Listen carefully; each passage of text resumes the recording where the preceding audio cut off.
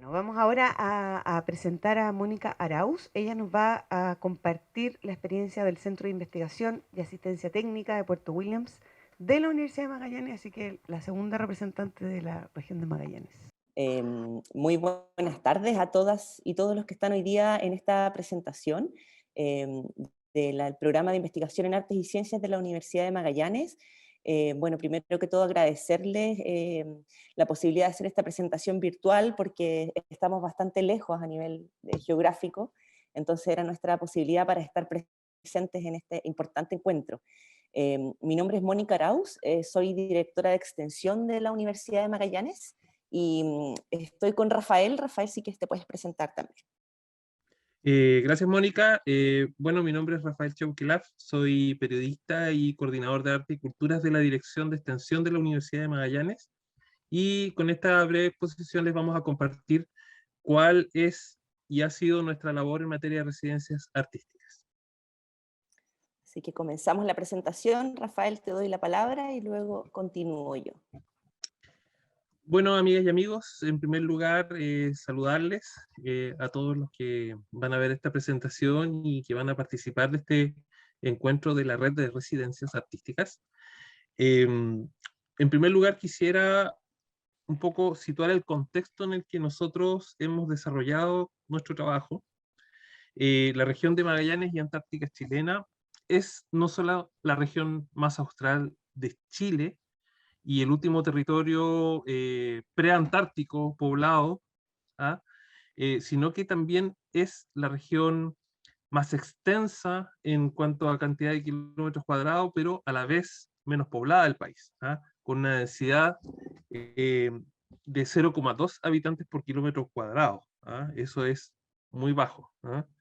Eh, y nuestra población no supera los 150.000 habitantes. O sea, los magallánicos somos menos que el pueblo mapuche, ¿ah? Para que tengan una noción, digamos, de el contraste entre cantidad de habitantes y la gran extensión de territorio que habitamos. Magallanes es una zona en donde la civilización y lo natural aún están de alguna manera chocando. ¿Ah? Es un territorio fronterizo, como ya quedan pocos en el mundo. ¿Ah? El conflicto entre naturaleza y civilización ya se ha apagado en la mayoría del mundo, pero aquí todavía continúa. Está la división todavía entre quienes quieren preservar los amplios espacios de los que todavía disponemos y los que quieren explotarlos. ¿Ah? Eso en el fondo marca un poco todo lo que les voy a describir a continuación. ¿Ah? Magallanes tiene una situación geográfica especial que hace una dicotomía, digamos, entre el aislamiento en materia de conectividad. Por tierra estamos desconectados del resto del país, estamos separados por fiordos, glaciares, cientos de kilómetros del campo de hielo sur, y la vía terrestre solamente es accesible a través de Argentina. ¿Ah? Por lo tanto, dependemos mucho del transporte aéreo y marítimo. Pero a la vez, históricamente, Magallanes ha sido una suerte de paso y de cruce de caminos desde la circunnavegación de Hernando de Magallanes hace ya 500 años hasta la actualidad, en donde ya el territorio magallánico se configura como la puerta de entrada a la Antártica. ¿Ah? Y en eso, la ciudad en donde habitamos y en donde está emplazado el campus central de la Universidad de Magallanes cumple un rol muy, muy importante. Eh, si vamos a continuación, vamos a hablar un poco de lo que es la Universidad de Magallanes. Eh, esta casa de estudios tiene su origen en 1961 y fue fundada como una sede más de la Universidad Técnica del Estado, la ex Universidad Técnica del Estado. Es una entidad pública que ha tenido, digamos, una importancia capital en el desarrollo técnico, intelectual, profesional en generaciones de magallánicos. En la actualidad tiene una matrícula cercana a los 4.000 alumnos, mayormente concentrados en el campus de Punta Arenas, donde se ubican sus 4 facultades, y más el Instituto de la Patagonia, del cual vamos a hablar un poco más adelante. Además, la Universidad de Magallanes tiene sedes en las capitales provinciales del resto de la región, o sea, en Puerto Natales, en Porvenir y en Puerto Williams. La UMAG, que partió como una universidad centrada en materias técnicas, como apoyo y de alguna manera alimentador de la industria petroquímica, del capital humano avanzado para la industria petroquímica en Magallanes, ahora ya está priorizando áreas de investigación de acuerdo a un plan de desarrollo ya andando desde hace largo tiempo, en áreas como el poblamiento humano en las altas latitudes, la biodiversidad antártica y subantártica, las energías renovables y el medio ambiente. ¿Ah?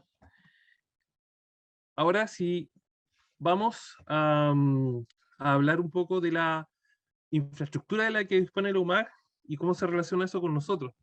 Nosotros hemos escogido una línea que tiene que ver con todo lo que he nombrado antes, que tiene que ver con la relación entre el arte y la ciencia y la exploración artística del territorio. ¿Ah? No ver el territorio solamente como un recurso, sino que también como nuestro sustento biocultural, ¿ah? Por así decirlo. En ese sentido, la Universidad de Magallanes, si bien no tiene carreras que son eh, artísticas propiamente tal, lo más cercano a eso es la carrera de arquitectura y la carrera de pedagogía en educación musical, sí tiene todas las condiciones para eh, soportar institucionalmente un cruce entre el arte y la ciencia. ¿Ah? Muchas gracias, Rafael, por la presentación. Y a mí me gustaría ahora abordar un poco, bien superficialmente, por el tiempo que tenemos, el modelo de residencias que estamos utilizando. Como decía bien Rafael, esto comenzó el año 2016, como piloteando, digamos, cómo incorporar los lenguajes artísticos en la universidad. Y fuimos creando este modelo de gestión de residencias de investigación en artes y ciencias, que primeramente contempla la estadía de artistas locales, nacionales o internacionales por un mes en la región de Magallanes y Antártica chilena. Y a través de este programa lo que buscamos es poder generar experiencias de intercambio y colaboración, favoreciendo estrategias para conectar el conocimiento científico con la expresión estética. ¿Y cuál es la idea de todo esto? Es poder aportar a la construcción de una mirada crítica y consciente sobre nuestra sociedad y su relación con la naturaleza, especialmente en este territorio donde se hace cada vez más necesario. El programa de residencias está orientado a relevar el aspecto procesual de investigación y creación artística. Eso es muy importante para nosotros porque nosotros no le exigimos a los artistas que finalicen el programa con una obra de arte listo. Entendemos este espacio como un espacio de formación, tanto para artistas, para estudiantes y como para científicos y científicas.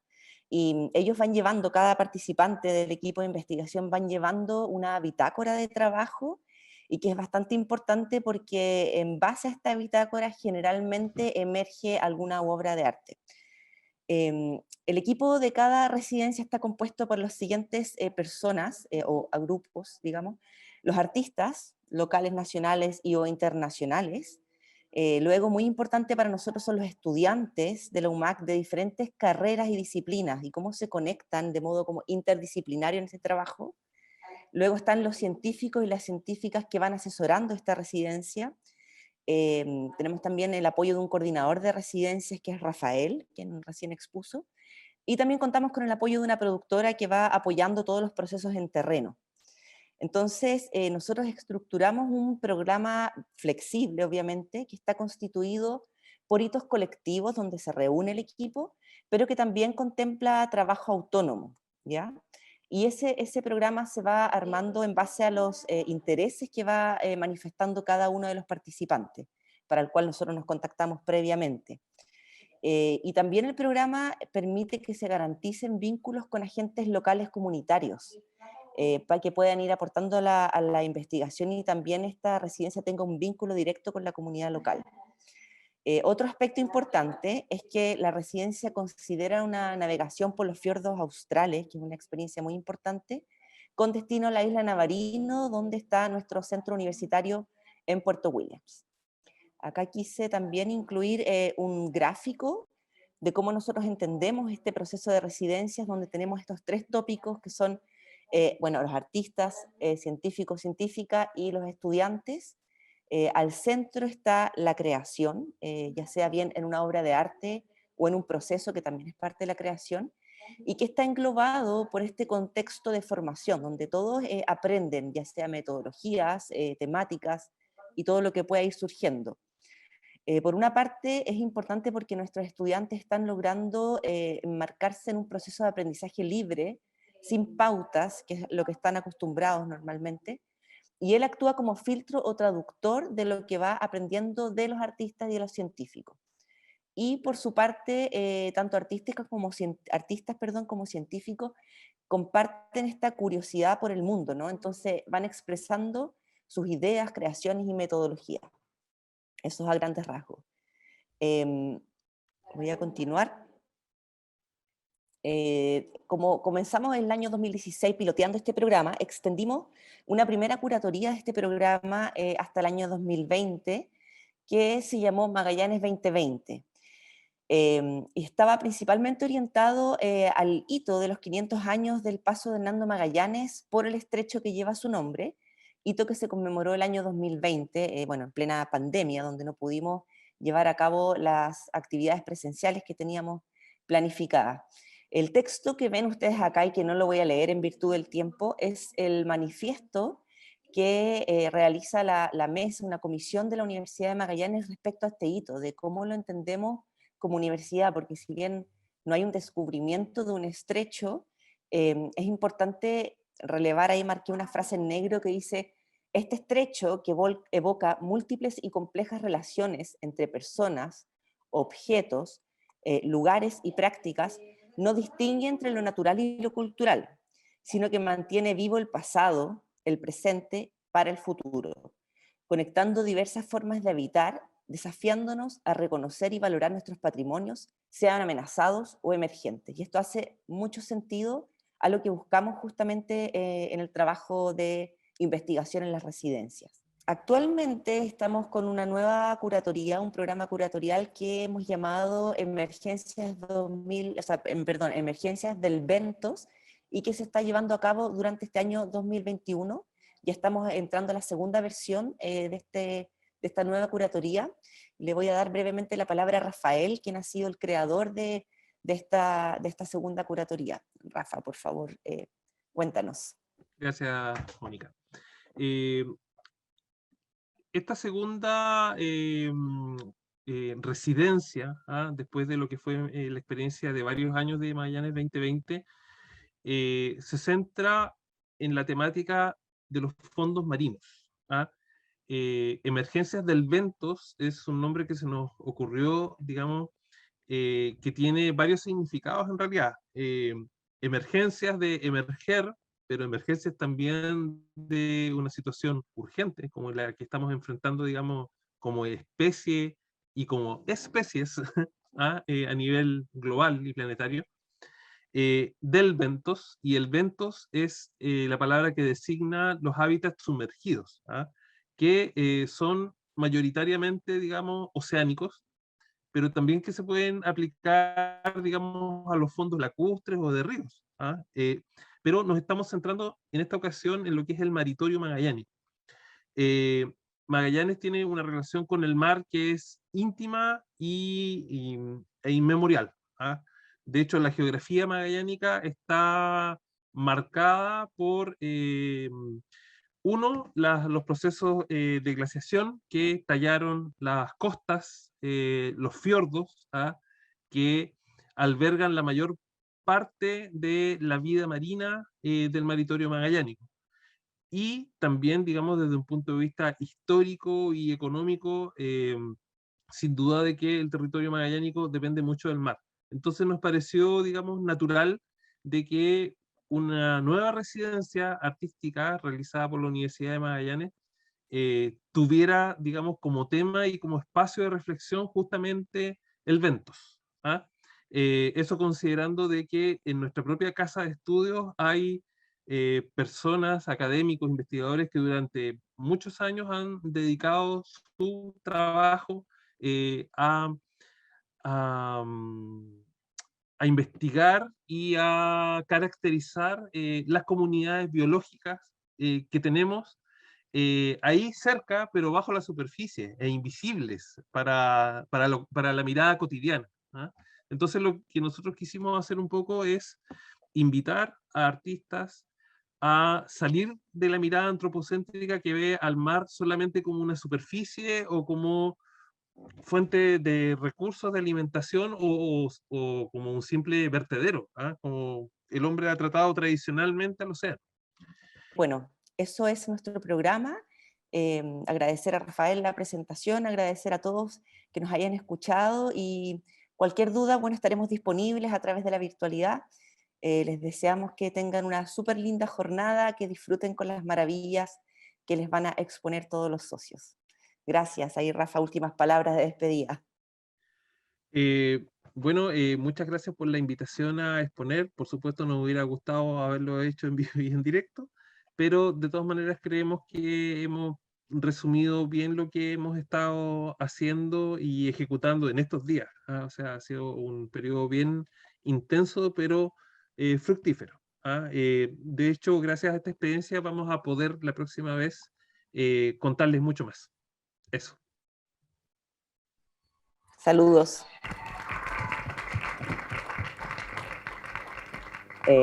Muy buenas tardes a todas y todos los que están hoy día en esta presentación. Muy buenas tardes. Gracias.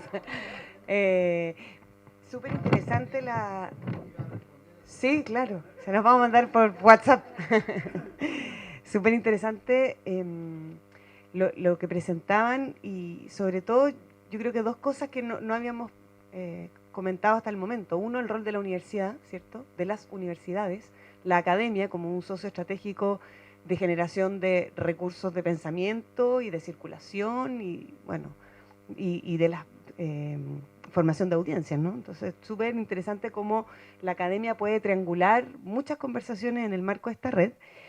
Y lo otro que es muy interesante es el cruce con la ciencia, que es un deber que tenemos que hacer entre todos. O sea, hoy día la creación artística vinculada a la investigación científica, con miras a la sostenibilidad del planeta, y como la responsabilidad que tenemos ahí, me parece que es una dupla maravillosa, así que estaba pensando de que bueno que este Congreso Futuro, que este Fundación Mar Adentro, bueno, lo que hacen en Alma también hace un rato que es súper ejemplar, Proelvetia también, o sea, esto es algo que viene hace un rato, ¿cierto? Pero está bueno que cada vez lo pongamos más como parte del discurso, así que súper interesante que sea parte de la red también, esta institución.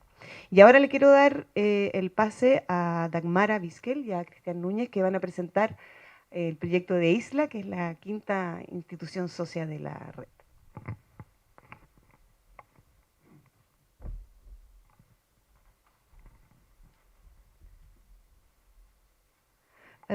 Bueno, nosotros hemos realizado residencias, de repente a veces al inicio puede ser de manera orgánica y sin darnos cuenta.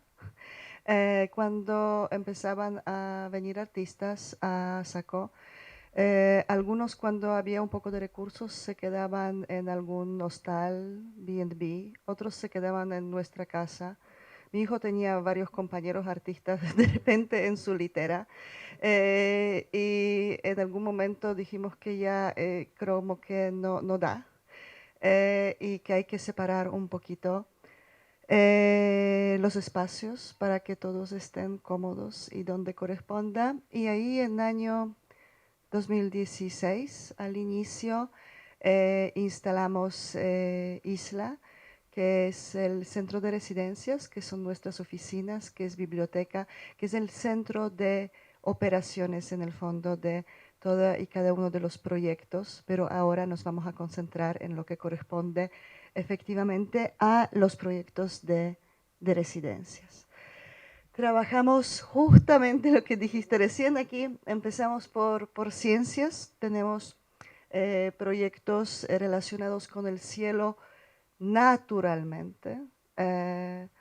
Parte de nuestros viajes de contextualización, independiente del perfil de la residencia, es llegar a Quillagua. Esas son fotos, por ejemplo, de de Quillagua, eso es intervención de Julio Escobar cuando estuvo ahí, en un programa que hicimos con Ministerio que nosotros llamamos Prototraslado, que eran 4 áreas diferentes y residentes convocados a lo largo de Chile.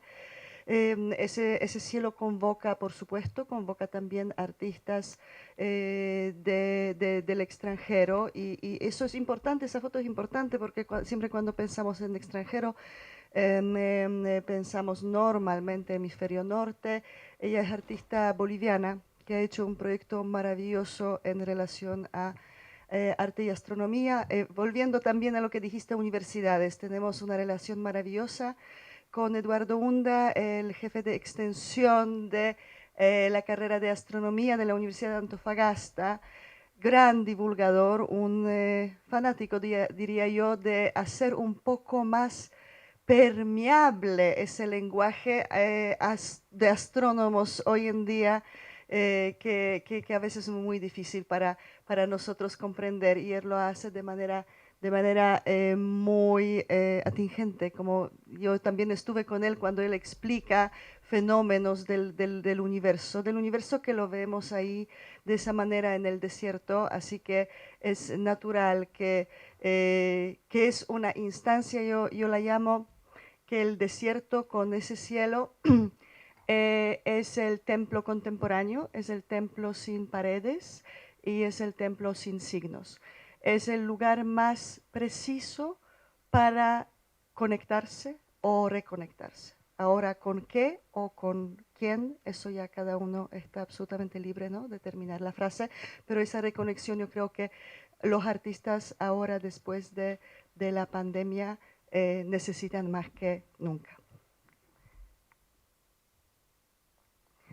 Bueno, hay residencias relacionadas con la producción de obra, eso es uno de los temas, creo que también ya aquí recién apareció en el pasillo, si hay que producir la obra, si hay que exponer, hay unas residencias que no necesariamente, tenemos residencias de artistas que producen en contexto de un lugar específico, y ahí también nos vinculamos con el patrimonio. Tenemos ese bellísimo monstruo que algunos cuando ven primera vez que piensan que es unas ruinas, no sé, de época maya, y que es algo muy, muy nuevo, tiene apenas 100 años, pero que es majestuoso y que también es un pretexto muy lindo para desarrollar una obra en contexto de patrimonio, de paisaje y de industria, que en caso de la región de Antofagasta se van cruzando de manera permanente.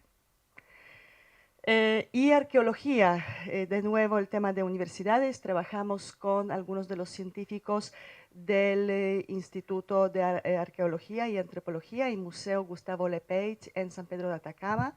Desarrollamos anualmente desde hace 5 años ya residencias de arte y arqueología, y de nuevo a veces artistas de muy lejos, a veces no tanto.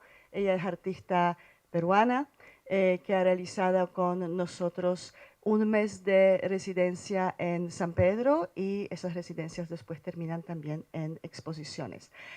Otra de las artistas que estuvo trabajando con los científicos de arqueología, de antropología y en el museo, ella es de Uruguay. Aquí más cerca, artista de arte sonoro de Valparaíso del año pasado, trabajando también con los desechos que probablemente alrededor de San Pedro no quisiéramos ver, pero que ya también construyen una masa con el desarrollo de turismo, que fue en caso de él un punto de partida. Trabajamos con proyectos de tecnología que normalmente se conectan con los científicos también locales, y que en ese caso también expanden el tema al arte sonoro. Es un proyecto totalmente futurista de un artista argentino que armó ese bicho caminaba por el desierto, es una de las salitreras en la región de Antofagasta, y se alimentaba con el sol, con esas placas, pero además tenía placas como de refrigerador que captaban la humedad del aire.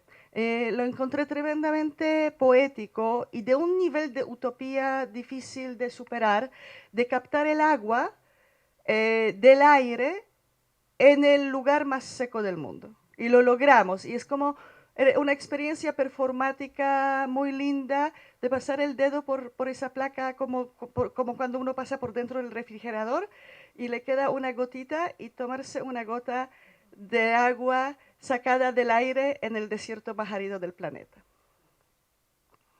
Sí, geología, pero también arte lumínico, esos cráteres increíbles en Quiagua, cráteres del Valle de los Meteoritos, donde los habitantes de ese oasis dicen que cayó un meteorito, donde el Premio Nacional de Geología que trabaja con nosotros, Guillermo Chong, dice que jamás ha caído ningún meteorito, que eso son aguas subterráneas que en algún momento por los procesos químicos cayeron formando justamente esos como montañas invertidas, ¿no? Pero el pueblo de Quiagua ha sufrido tanto que nosotros nos mantenemos con la versión, si ellos quieren decir que cayó un meteorito, porque con eso pueden atraer un poco de turistas, a mí me parece que podemos respetar la versión de ellos también. De todas maneras, el mundo de los mitos también nos es bastante cercano en el mundo del arte. También proyectos de geología y arqueología, un proyecto muy utópico también, o un fake news arqueológico, pequeñas figuras que han aparecido de seres humanos en el desierto el año pasado, también de una artista de Argentina. Obviamente trabajamos con el mar, sobre el mar, dentro del mar. Es una de las residencias en Taltal, que cruzaba el área de territorio, residencia y de educación. A veces realizamos esos proyectos, hemos realizado como 6 en diferentes oasis, en diferentes lugares de la región, dividiendo el desierto entre Costa Pampa y Precordillera, llevando un gran artista, gran en el sentido con trayectoria, y convocando a los chicos de la región, los chicos que no tienen experiencia en arte y el artista que no conoce la región. Entonces se construye una relación que a mí me hace mucho sentido ese concepto. Como antes, todo el traspaso de conocimientos era siempre desde la tradicional academia vertical, después todos empezamos a hablar de la horizontalidad. Y la horizontalidad tampoco me hacía mucho sentido, porque no todos en una instancia siempre tienen la misma cantidad de cosas para aportar. Entonces, ¿cómo construimos una relación que sea a medida de cada uno de acuerdo a lo que puede dar? Y eso justamente eran residencias simbióticas donde los chicos entregaban conocimientos de la región y el que venía entregaba la información netamente relacionada con el arte. Entonces se fusionaban las tradiciones, las costumbres, el conocimiento de territorio con los conocimientos profesionales artísticos. Bueno, microbiología, un tema tremendo, muy presente, con artistas también muy involucrados en cómo hacer creer que existe vida que han documentado microbiólogos que trabajan con nosotros. Existe mucha vida en el desierto de Atacama, solamente que nuestros ojos no están capaces de captar esa vida.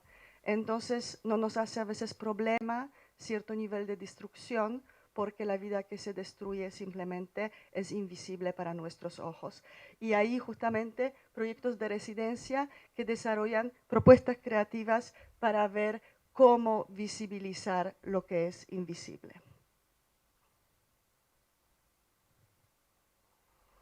Y otros proyectos simplemente de intervenciones efímeras, a veces simplemente pasamos con los artistas 2, 3 días por el desierto después de realizar sus proyectos iniciales principales en Saco, y ahí realizan a veces intervenciones totalmente efímeras. A veces, por ejemplo, relacionadas con la historia de la industria, ¿no? Porque el tema minero en la región de Antofagasta, por ejemplo, es una de las obras relacionadas con eso, tiene más de 10.000 años de tradición. Eso son cercanías de Taltal, donde se encontró una de las minas más antiguas del continente. Y por supuesto, lo totalmente contemporáneo, también el volumen de la industria, que puede provocar emociones opuestas, cruzadas, pero sin lugar a duda, estas formaciones, esas deformaciones, no dejan a nadie sin nada, ¿no? Entonces, también hay artistas que se inspiran y que de alguna manera también difunden lo que está sucediendo en ese gran territorio de una de las más grandes terrodeformaciones en el mundo. Y por supuesto, temas medioambientales están cada vez más presentes en las obras de los artistas. La preocupación por el cambio climático está cada vez más fuerte plasmándose en las investigaciones, en las residencias, en las producciones artísticas.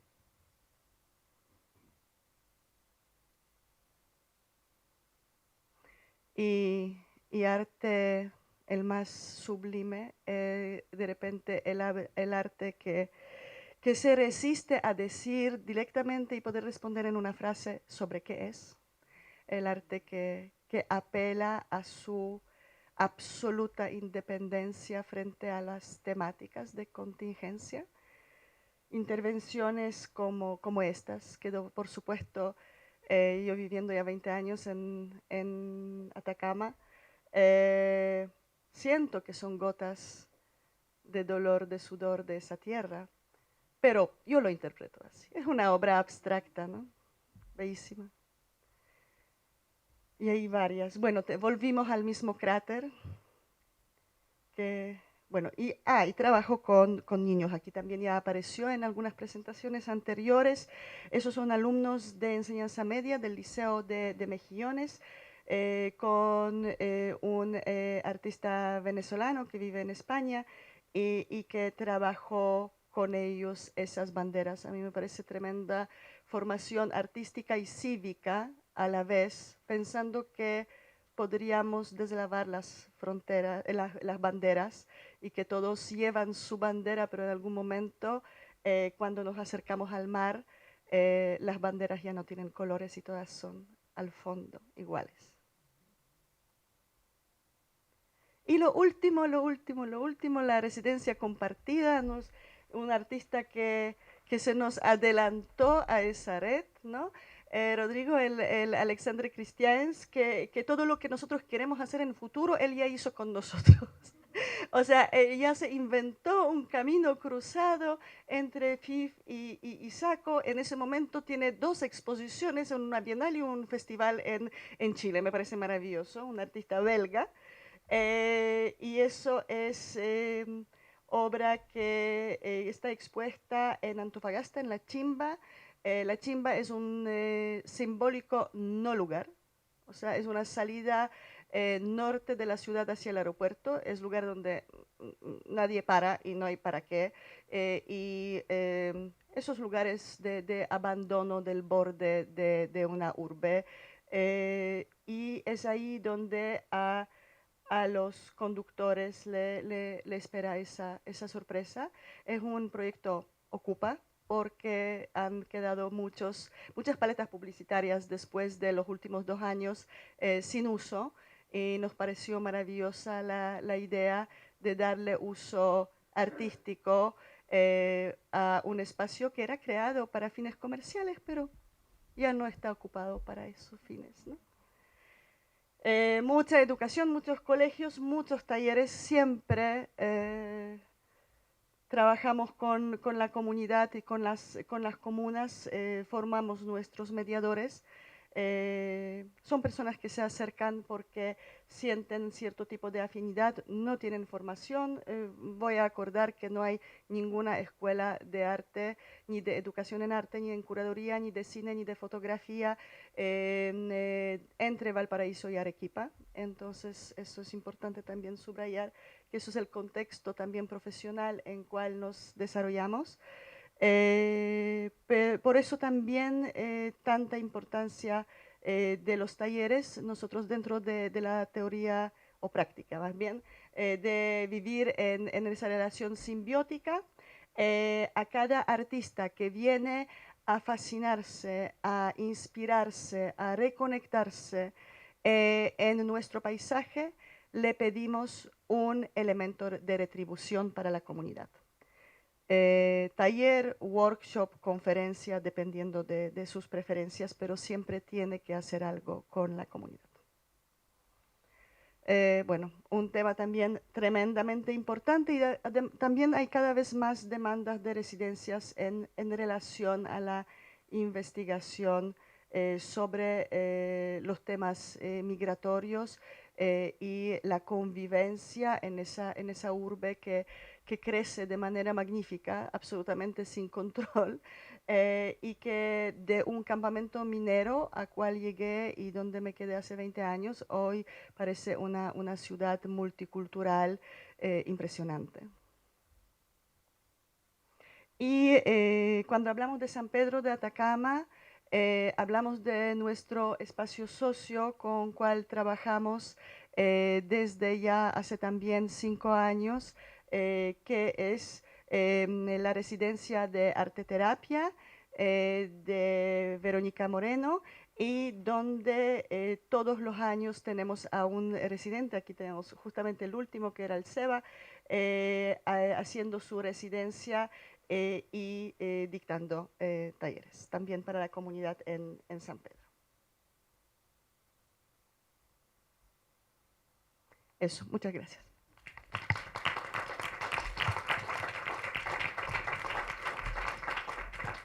Súper. Bueno, es bastante circular el proyecto Saco Isla, ¿cierto? Tiene como todos los componentes que hemos estado conversando.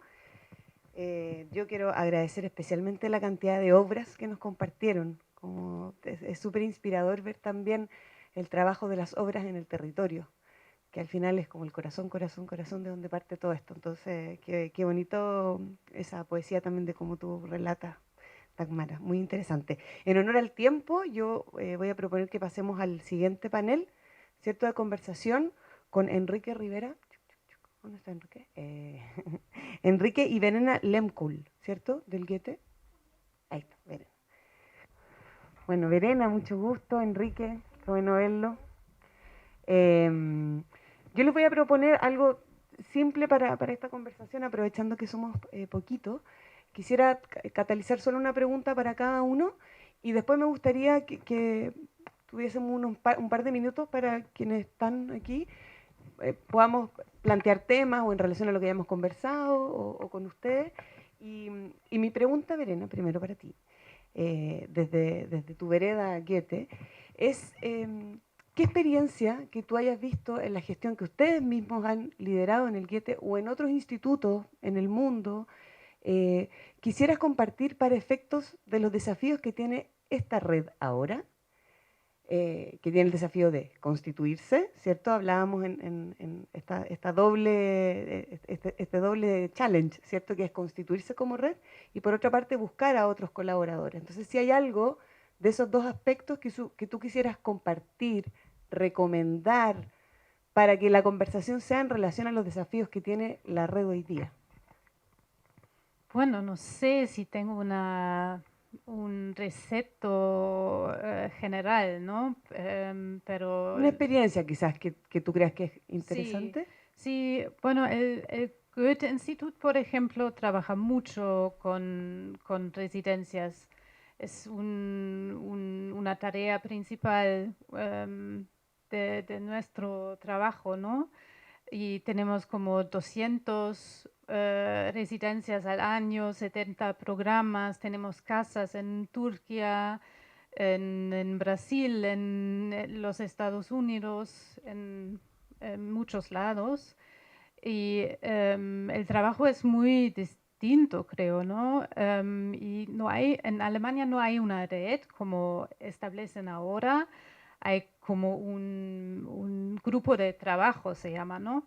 En que son miembros de como el Goethe-Institut, como espacios como SACO, FIF, Tsunami, creo que una mezcla está bien, ¿no?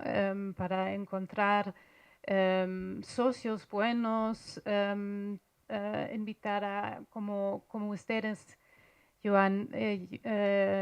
ya lo han hecho, invitar a embajadas, y etcétera, ¿no? Y conectarse también con artistas jóvenes, creo, ¿no?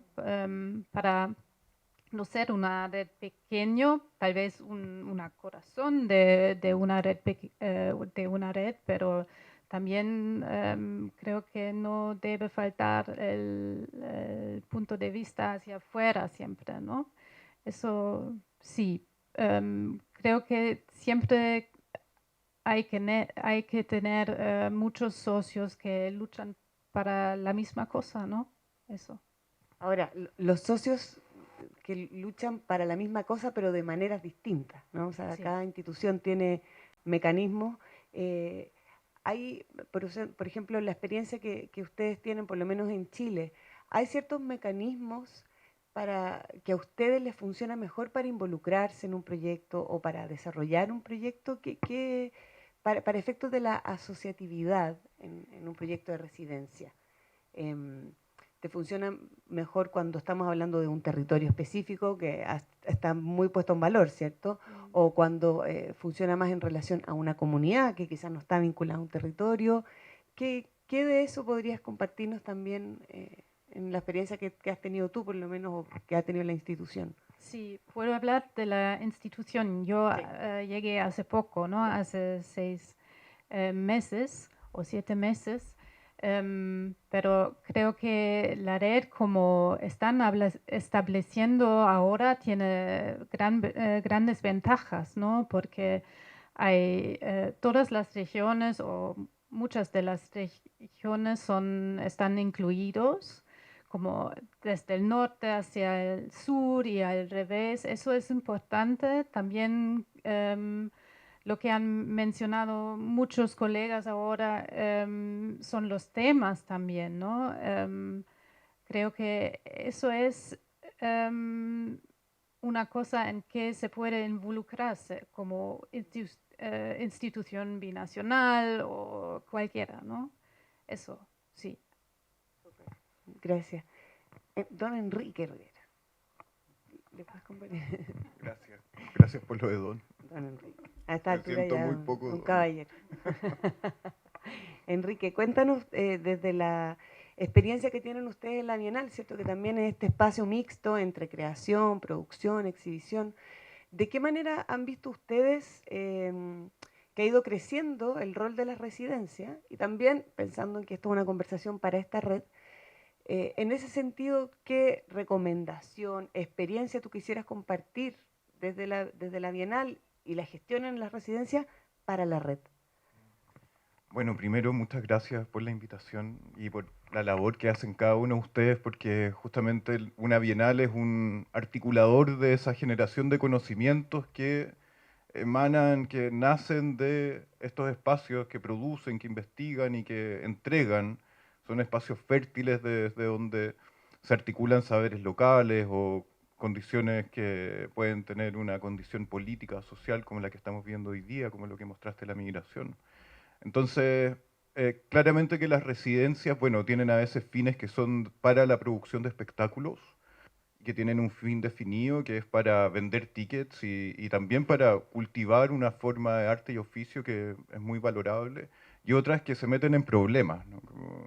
Y esas que se meten en problemas son tal vez las más difíciles, las que tienen menos recursos, las que muchas veces provocan justamente incomodidades para el Estado, para las empresas que financian, para las instituciones en general.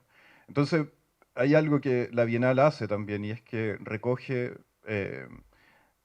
las experiencias de residencias, por ejemplo, que están institucionalizadas, y también de las que no lo están, porque muchas veces en esos contextos, en el error, se filtra la luz, ¿no?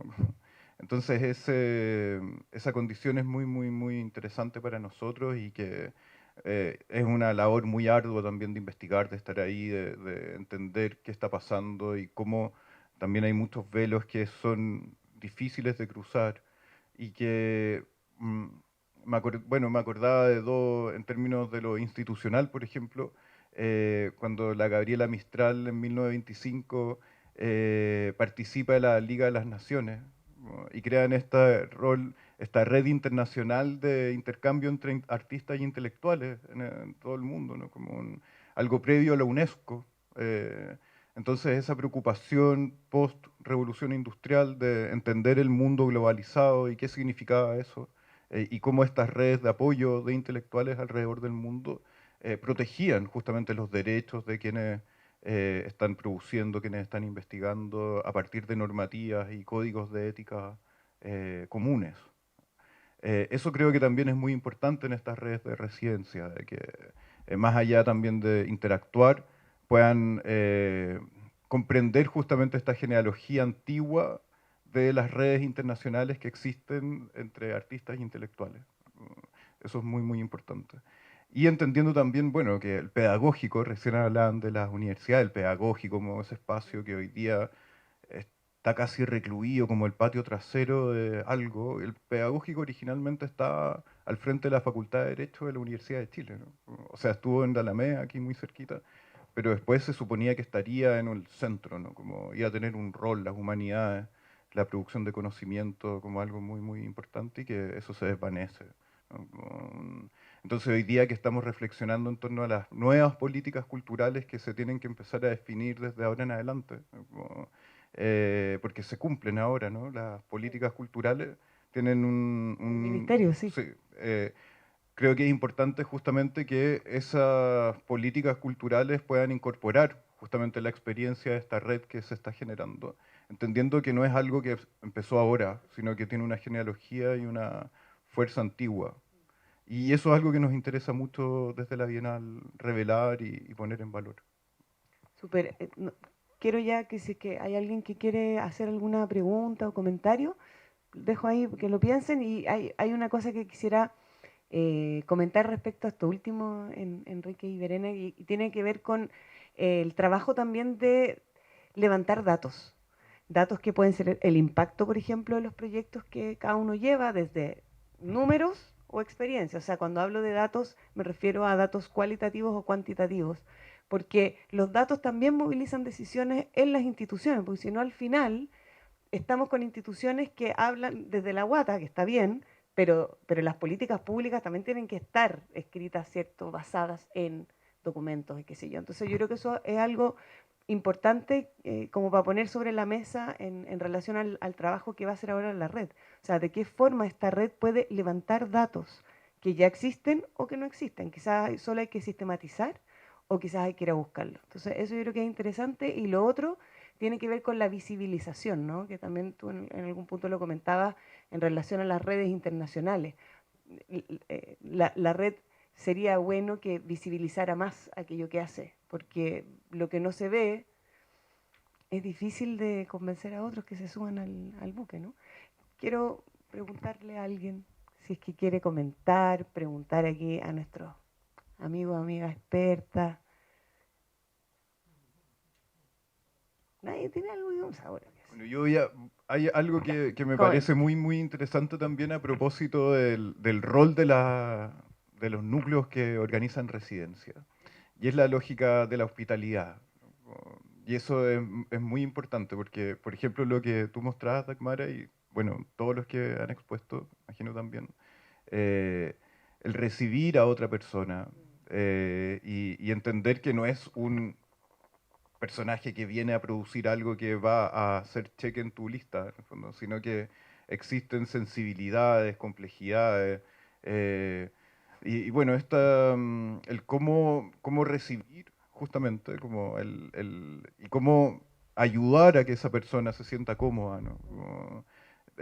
La residencia tiene ese desafío de la hospitalidad que es muy, muy fuerte. Y bueno, ahí está también esta idea de Derrida de la hospitalidad, ¿no? De esta noción entre la hospitalidad y la hostilidad. Porque siempre, bueno, y que tiene mucho relación con lo que planteaban ustedes sobre arte y migración. Estamos viviendo un contexto muy hostil en relación a la migración. Entonces, es como un poco a contracorriente el desarrollar justamente esas lógicas de hospitalidad y que puedan emanar, que puedan contagiar también a la comunidad en general, y el recibir cálidamente, cariñosamente a otro, tan importante. Bueno, tú comentabas algo de eso, ¿no? Sí,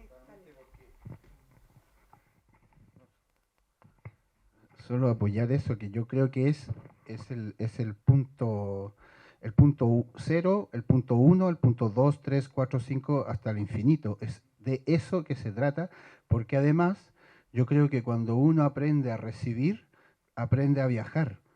Y cuando uno sale, ya no sale de la misma manera cuando has recibido. Y entonces ahí empieza a suceder algo humano, que es lo que andamos buscando, ¿no es cierto? Por eso que estoy así, ese es mi...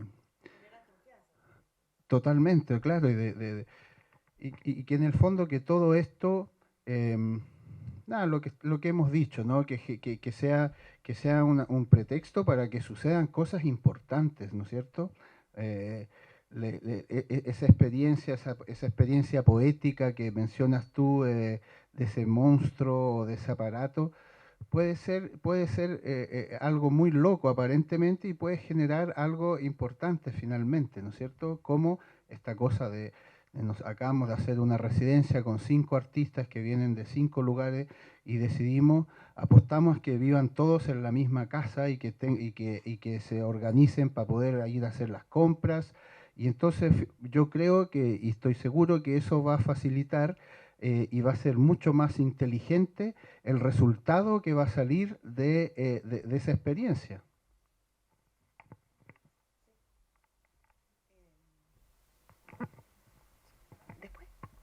Ahora sí, perdón.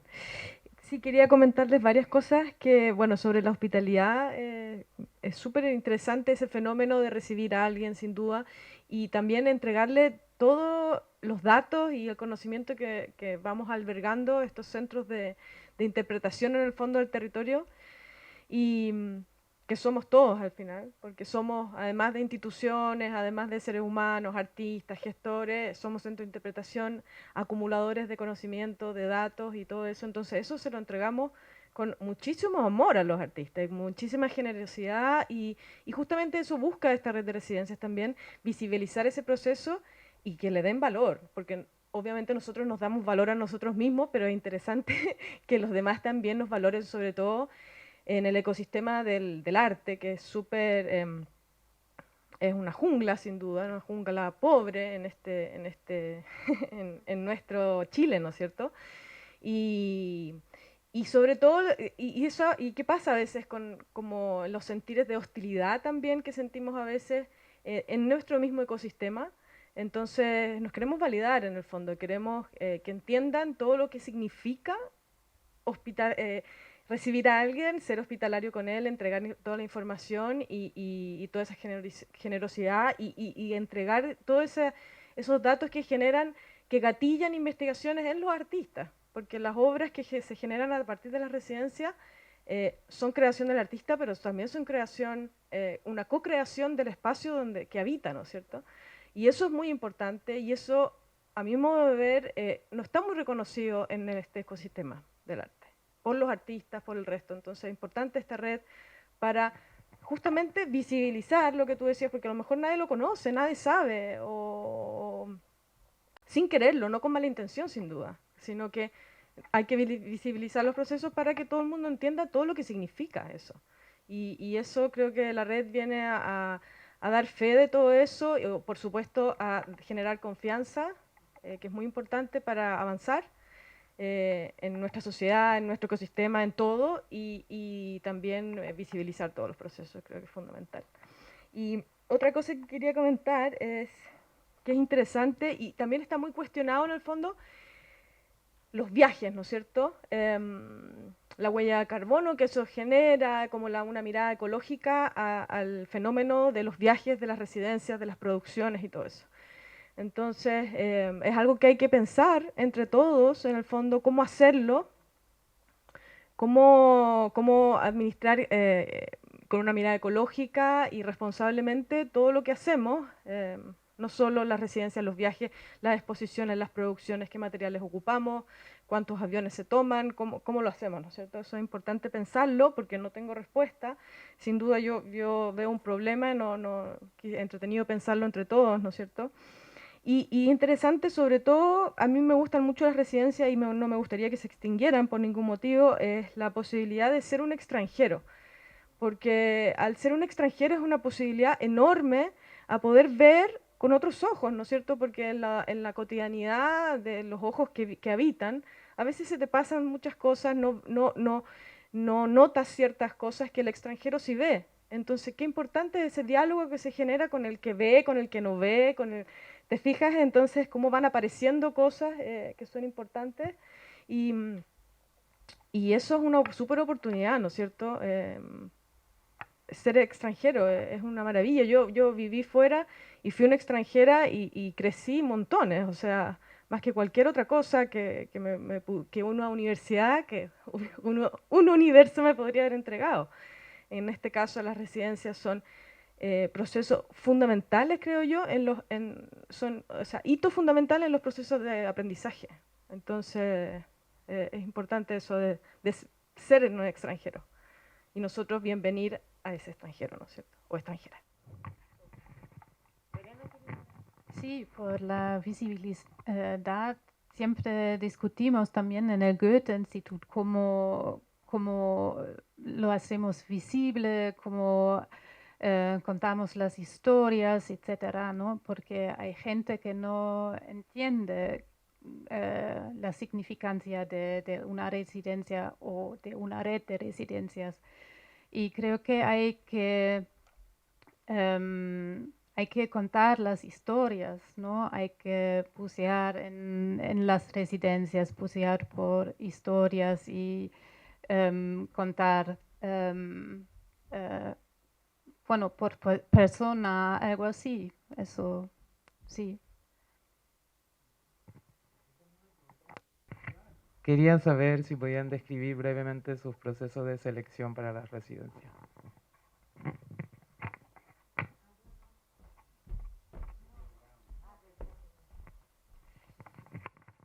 El micrófono, les cuento, es porque como se está grabando, si no podríamos hablar directamente.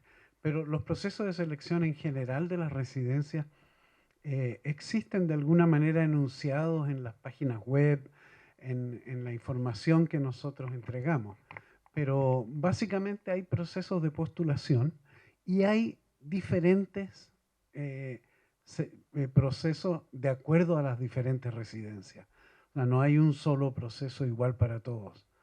Nosotros específicamente en Chiloé nos basamos en el interés del artista por estar en la residencia, en la trayectoria de esa persona y que nos demuestre de alguna manera ese trayecto. Eso basta en el fondo, porque nosotros no somos el ente que va a evaluar su trabajo. Nosotros, de hecho, no implica exposición. Hay personas que van a trabajar, que pueden estar allí 2 semanas, por ejemplo, escribiendo el esbozo de un libro, y luego se van.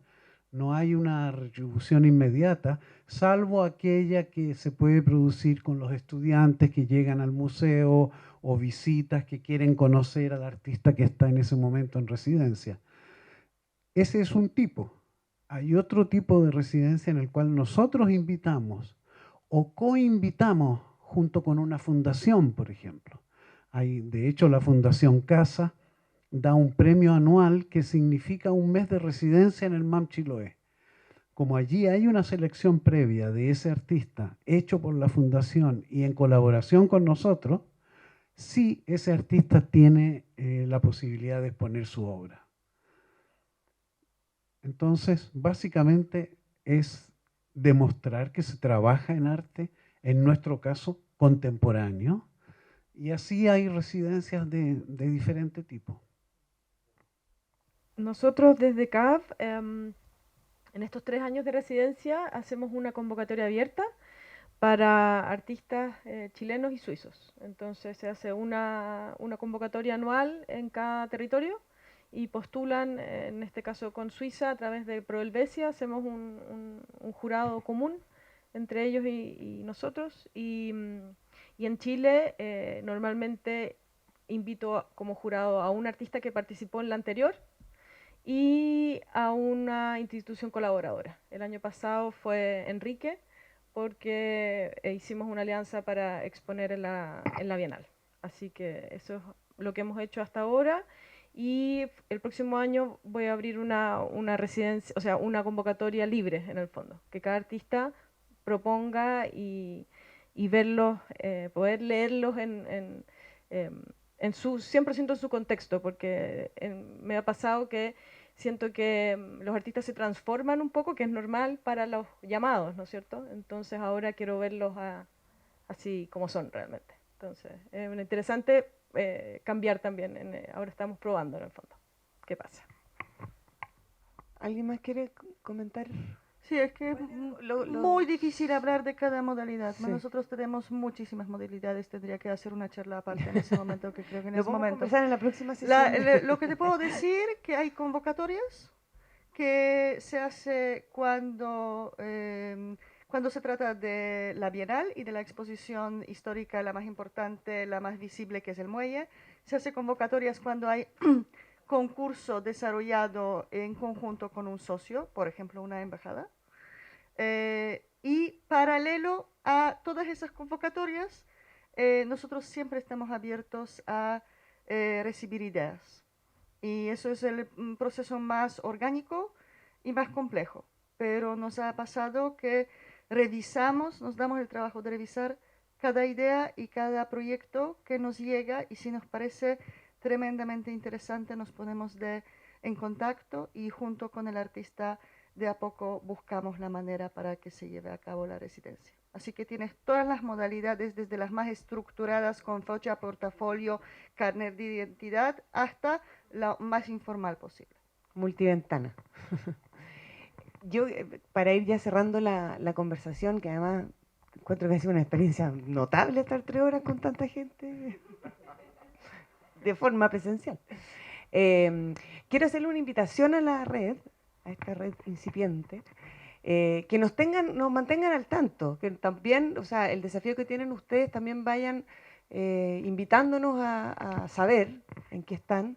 Ojalá que nos hagan propuestas a las instituciones, personas que estamos aquí, para poder enriquecer esa cadena. Eso es lo primero. Y lo otro es que creo que es súper interesante relevar.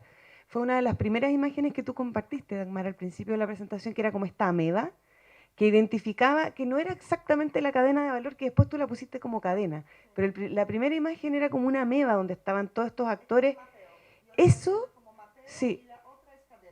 Esas dos imágenes creo que es una herramienta muy potente que ustedes tienen que utilizar para visibilizar el valor que tienen las residencias artísticas dentro de la cadena total de la producción de una obra, desde el artista hasta los humanos que podemos disfrutar de esa obra.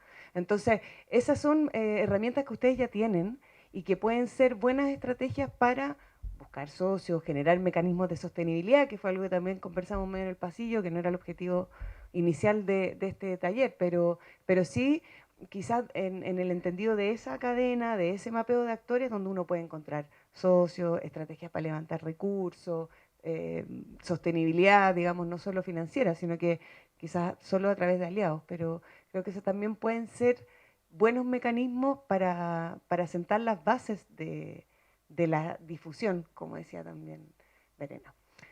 Así que no sé, ¿quieren cerrar? ¿Sí? Es una broma, pero no es broma. Quería invitarte a que también nos mantengan al tanto de lo que están. Y si tienen ideas, que nos comenten. Muy bien. yo quería pedir quizá identificarlos un poco porque los conozco más o menos, pero hay personas que no conozco quizá. Es que lo hicimos al principio. ¿Ya lo hicieron al principio? Ah, perdón. Después lo pregunto por interno, entonces. Muy breve, como que, bueno, como el honor de estar aquí compartiendo con Verena, porque, bueno, ella viene llegando recién. El Goethe Institute tiene una historia muy potente en Chile, justamente de intercambio internacional. En los 80, junto con el Instituto Francés, el Instituto Chileno Francés, fueron justamente puntos de contacto en el momento de dictadura radical. Ahora estamos también en un momento de democracia intensa, pero también muy, muy extraño.